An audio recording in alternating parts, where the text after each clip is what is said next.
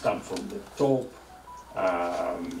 Few people with big companies are supported by government so that they can employ some people.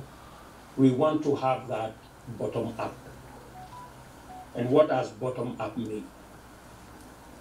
Kenya Bureau of Standards, Kenya Bureau of Statistics tells us that out of a population of 45 million Kenyans, there are 15 million Kenyans today who are hustlers.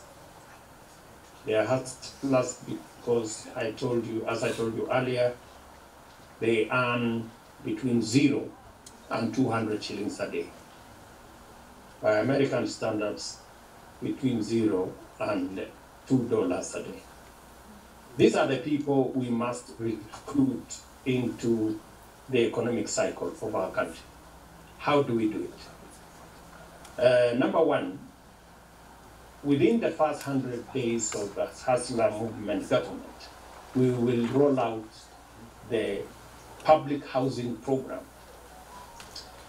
which doesn't require much. It requires changing the constitution, changing the law, not the constitution, changing the law to make sure that we have the public housing fund that is mandatory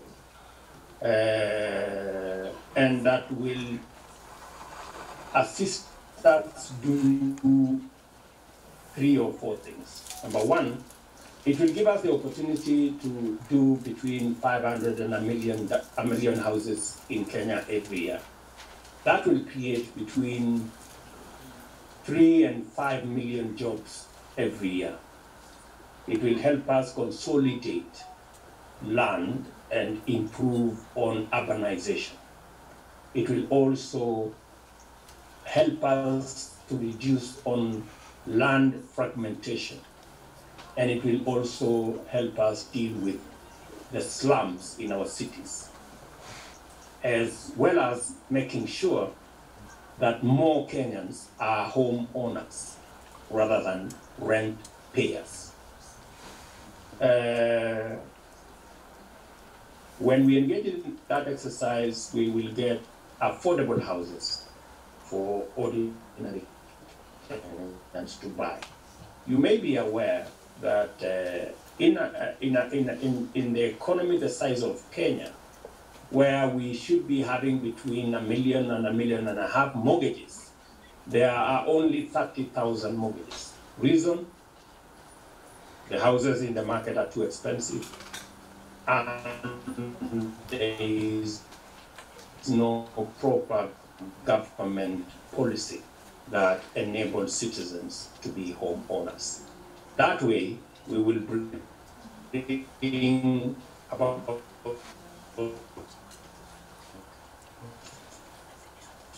5 million jobs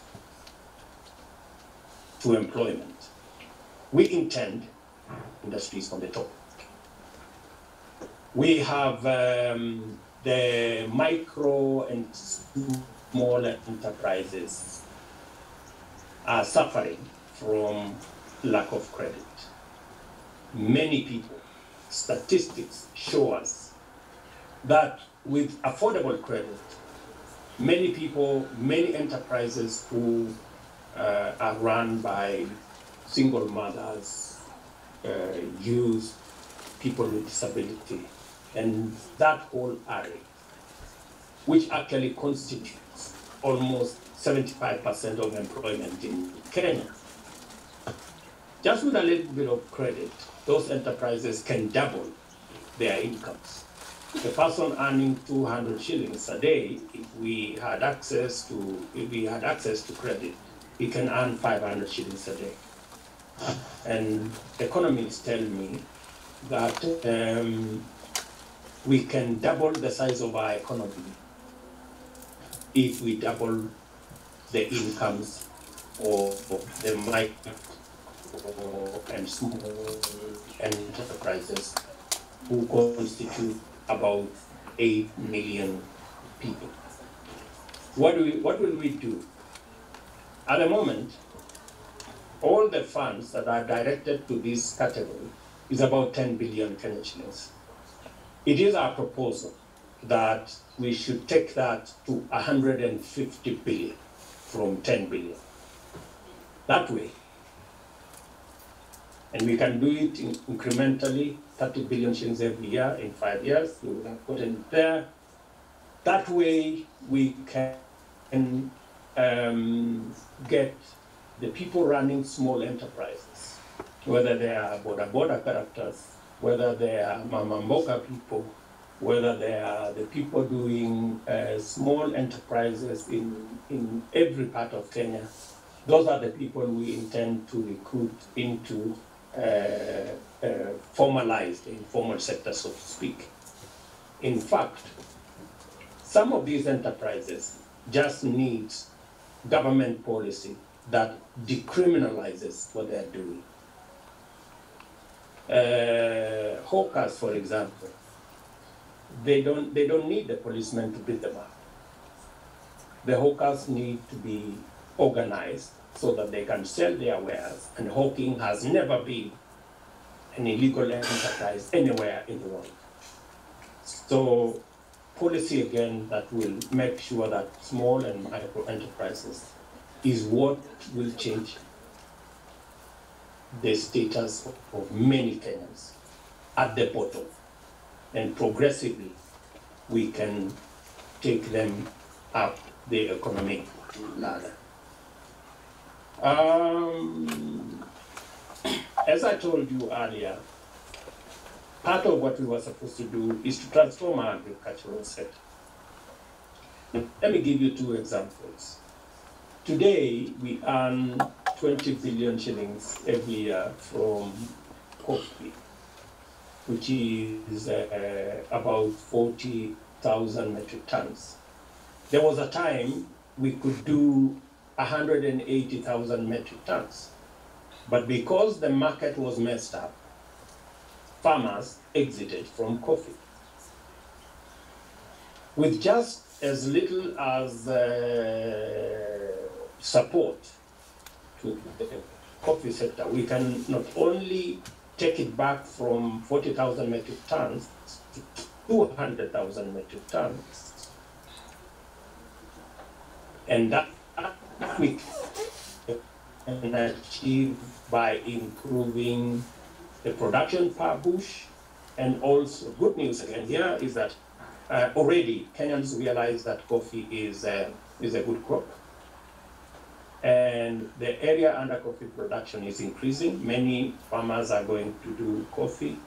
We can increase our incomes from 20 billion to between 120 billion and 150 billion.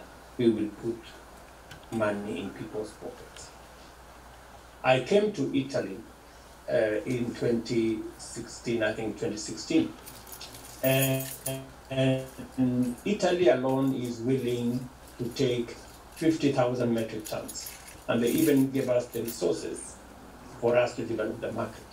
Unfortunately, when priorities changed in 2017, that took a back burner. Let me give you another example. The livestock value chain can be transformative. We produce 5 billion liters of milk. And most of our cows produce 2 liters, 3 liters, 5 liters at most.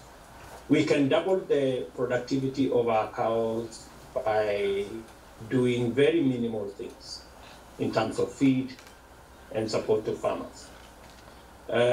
If we double the production of milk, for example, and milk, for your information, Kenya still imports milk in powder.